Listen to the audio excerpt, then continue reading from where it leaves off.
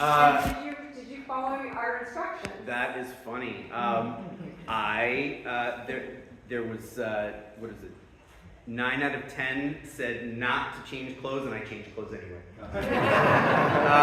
So which element of religious practice were you engaging in when you posted this survey on Twitter?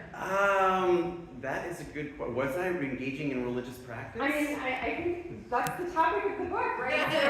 Yeah. You tell me. I guess It's a test. I hadn't thought about that. I'm reading you. Wow. I decided to do that because it's more me. I put on a suit jacket it was MIT. It was a public event. I mean, it was a private event rather. It was a fancy schmancy place. And that's fine. But this was the event that I had pictured coming to and sort of coming home to my own community and, wanted to feel like myself. And, I got this Basquiat jean jacket for, because he is a hero and inspiration to me, and I got it vintage, and I wanted to wear it, damn it. I gotta be myself. That's all. All right, so that was the one I think to really the real question. Yes, that's funny. So in this book, your biggest claim is that tech is a religion, or maybe religion is a metaphor for tech. Yes, both and, or you refuse to choose a side on whether it's a metaphor or whether it's a claim you're actually making. And so I'm wondering if you could talk a little bit about how you arrived to thinking about it in this frame, and really to help us understand why it's important for us to think about the world and the world that we are living in through this analytic. Yeah. How does it shape our lives to think in these terms? Thank you. So I guess I should introduce the book and the yes or no question that is both. And by the way, with the jacket, I figured probably if it was a woman speaker, there'd be more of an assumption that she'd change clothes, and so I was like, well, why? So now I have to wear the same damn jacket because I'm male and there's gender norms? No. So that I just wanted to get that in too. All right. Yes, is this book actually literally claiming that technology has become the world's most powerful religion? Or is it the most annoying extended metaphor you'll ever hear in your entire life? And the answer is yes. So how it happened is, and I'm looking out at faces who will know a side of this story that many of the people that I'm doing interviews with will not. I got here 20 years ago, and it's actually like a real. I might struggle with this for a minute. Feel free to to understand that this is a little tough for me. But anyway, so.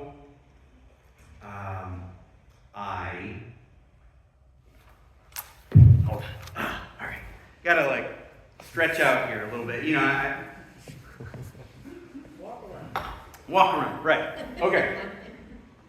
So I got the book, and we did 10 years of congregation building, right? Which is I'm a little shaken right now just to think about the fact that we did 10 years of congregation building with a lot of the people in this room right now. And it was because there was a sense of I wanted to do humanism in a way that would help change the world, make the world a better place. I mean, it sounds so corny, but that's what really motivated me. We did Good Without God. I wrote that book, and the option was be a humanist talking head, which is what I thought, that was like, forgive me, but that was what Richard and Sam and Christopher and others were doing. And that's not what I wanted to do. So it was, let's build something, right? And there was a time around 2017 where I'd had a kid, and I'd been working for several years, 80 hours a week. It took like half the time was to run the program to develop a congregation, and half the time was to raise the money for it. And, I was proud of that. Like, I was really, I would get to these parties that I would go to occasionally, and I'd meet like a surgeon or a trial lawyer, and I'd say, whip out your schedule. Let's go through it. Let's see which of us is really busy. And it was a real perverse pride. And then I had a kid, and I tell the story in the book, that the first few seconds of his life in 2016, in fall of 2016, was when I knew this is not going to work. And because I had a dad who wasn't able to be present for me, it wasn't even a choice on his part, he just wasn't able to be present for me. And I was like, no, I can't do it. It has to change. It has to change in a big way. And I was only able at the time to take like a few days of parental leave. And I got back, and one of the first things I did, the first day I was back, was I sat down with the staff, and it was the hardest meeting I've ever had in my entire life, to this day, because I explained to them, like, I don't think this is sustainable. And I love those people, and not only did I love them, but I also, like, my whole self-image was based on being a good leader for them, and I realized, like, I can't do that. So my whole self-image is false. And so then it's this question of what should we do? What do I do? I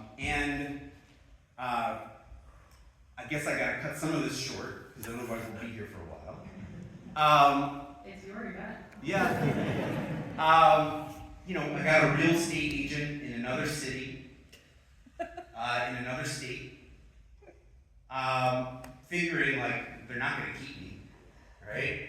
So, if I'm going to fail at this big thing that I took on, and they're not going to let me hang around, so better find some place to move to.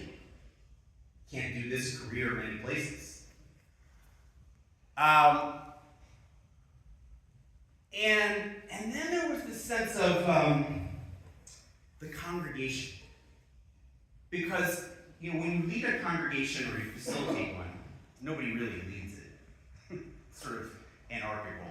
But when you facilitate a congregation, you get to know people like in a deep, deep way. And it's very moving to hear all of these stories and to feel that connected to all these people. And that was the best, but there was something about the congregation, like sort of politically and as a civic institution, that I had lost faith in at that point. I've been working on it for a decade, and I just sort of lost faith that was the thing that was going to change the world. And so then,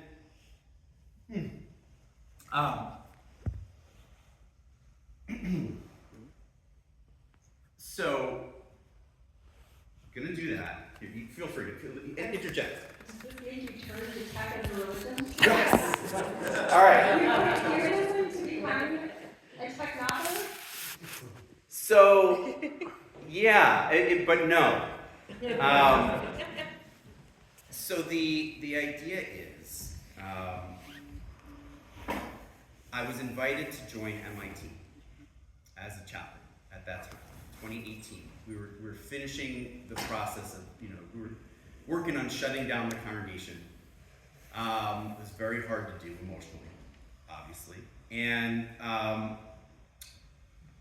invited to join MIT.